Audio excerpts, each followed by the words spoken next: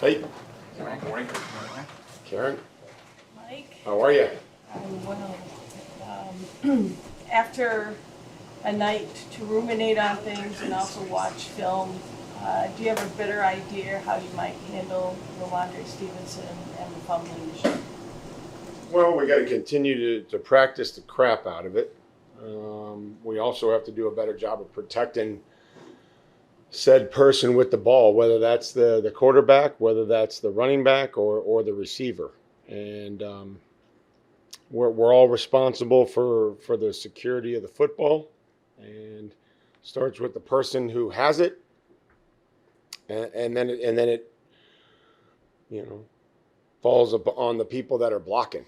And again, we'll continue to rep it, and if we have to put two hands on the football, and when we're going through there, that's what we'll have to do.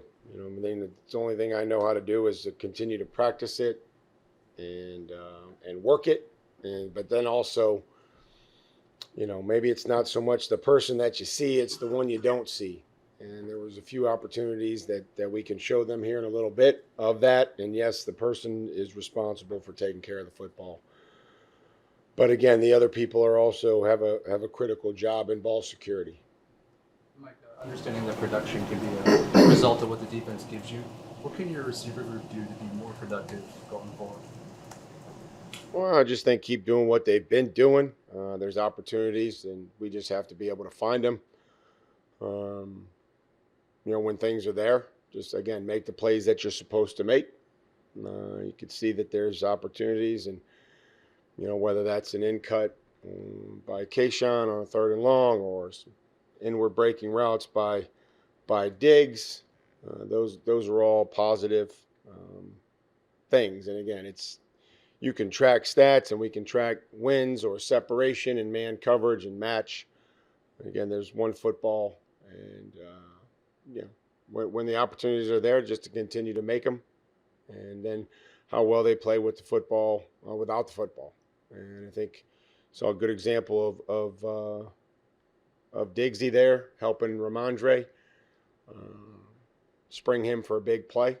Something that didn't happen in Miami, and was able to come back and adjust and take the coaching points and get the look exactly how he needed it, and helped him spring for an explosive gain. So those are all positive things. And I know as receivers, they want to catch touchdowns, they want to catch the ball, but we just got to continue to spread the ball around and take it where take the football where it's supposed to go, when it's supposed to go there, and timing and rhythm and ball placement. Mike, you mentioned last night how you guys are going to need Ramondre this season. How do you balance holding someone accountable and valuing the message that might send to your team versus making sure you still have a guy on board in rhythm, etc., when you do feel like you need him down the line? Yeah, I mean, we're going to need him. We're going to need everybody. And got talent, skill set. It's a good protector. We trust him in protection, and we'll get through this. And I think a lot of it is just the consistency and continuing to build confidence. But you have to go out there and do it. How I manage that from an accountability standpoint, I would say as of now, I don't know what that'll look like later on the week as far as how we distribute the reps. You did, just to follow up quickly, I remember it was your introductory press conference. You talked about accountability and how you kind of need to know guys before you can hold them accountable, because you don't want there to be pushback. No, I don't know. I think to get to know guys well enough now to hold them accountable right now. Yeah, I do. But I also got to try to balance, winning football games and gaining yards and scoring points and, all those things, right? So there's we just got to get it fixed, right? And I know there's no easy fix, and the only thing I know how to do is work, and we'll work at it. And if I feel like, or we feel like that it's, in the best interest to limit those opportunities, then we'll have to do that. How do you handle the mental part of that, Mike? Listening to the Hall of Fame speeches, you hear Julian say, this guy believed in me, and when I was down and things like that. How important is that? Well, I mean, we believe in them, or they wouldn't be here. We believe in them, each and every one of them. And again, just putting them in the positions that they feel comfortable and that there's trust, and they have confidence to do their job. And then as a professional athlete, like you have to be willing to risk something to get something out of it. I think that it's easy to sometimes second guess yourself. So Ramondre's, I'm sure, very aware of fumbling, and Antonio and Drake, everybody that fumbled, and so we'll have to come back with a resolve to go. And what happens on one week doesn't necessarily guarantee it's going to happen the next week, and it can't. And I'm positive that it won't. It's relatively early in the week, but do you anticipate having Terrell back with you guys at the end of this weekend? We'll kind of see where things are here going forward here in the next couple of days. But he's Terrell's around. We just got to make sure that we're trying to build some consistency with how we do things. Drake mentioned on his fumble that he was trying to make a play to Travion Henderson. I believe against the Raiders he made a similar play where he was getting taken down and flipped it out. How do you walk that line, and where is the line with a young quarterback? Well, I mean, I think we've heard it here before, but everybody's trying to make a play. We just need to make them good plays, and not putting the ball at risk, and understanding that there's a timing element to protection, and that we certainly don't have all day based on the amount of people that we keep in protection. So I think that's critical, that once it gets past the first or second read, that we're going to have to be ready to get rid of the football, or make sure that we're securing it at the end of the play. Mike, we saw a lot more of Jack Gibbons and Charles Woods in this game. How do you think they held up with the increased opportunities?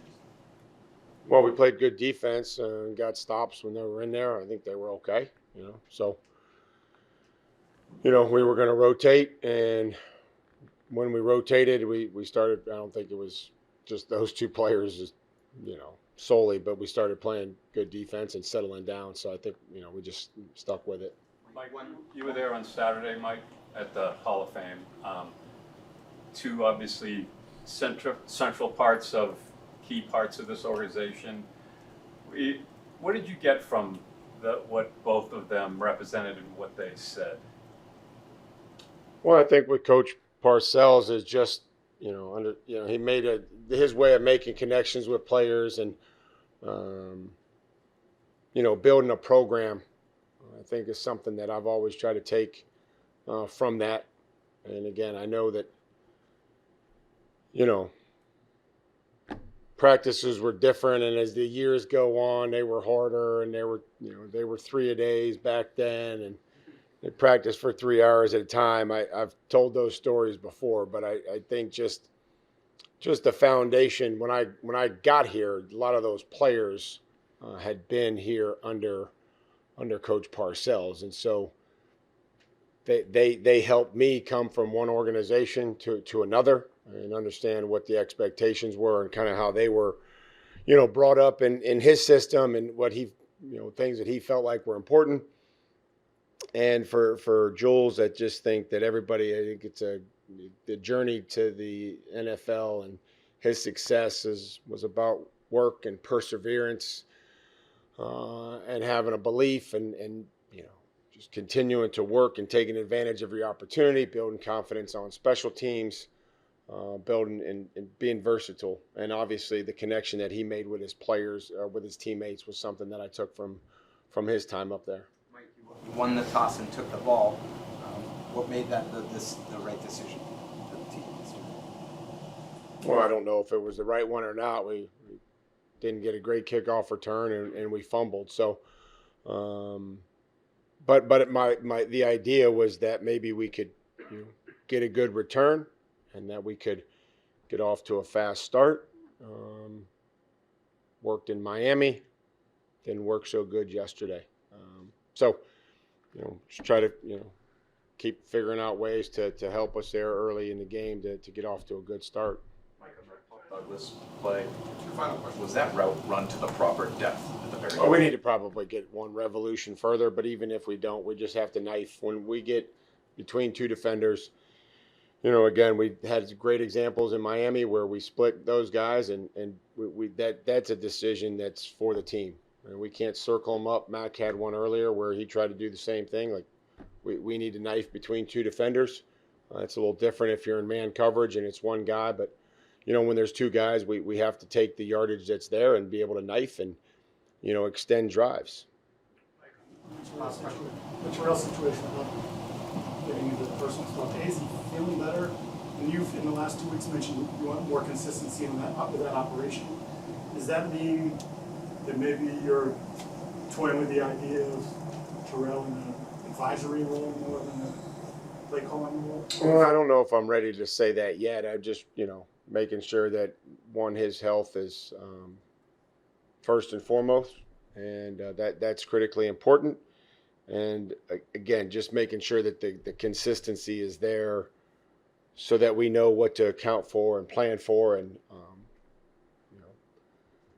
I don't want to say that it's fluid, but we'll see where things are, and if he's going to continue to help us. I just don't know, based on the availability, what that's going to look like. So, I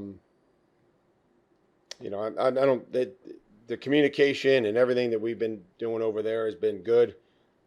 His ability to help us has been really good. But I also don't want to go back and forth. I don't think that's good for anybody either, right? So, appreciate you asking about Terrell. But right now we'll just kind of, I would say, moving forward, kind of be where we were last week. That's where I would anticipate it being this week. Okay? Thanks. Thanks.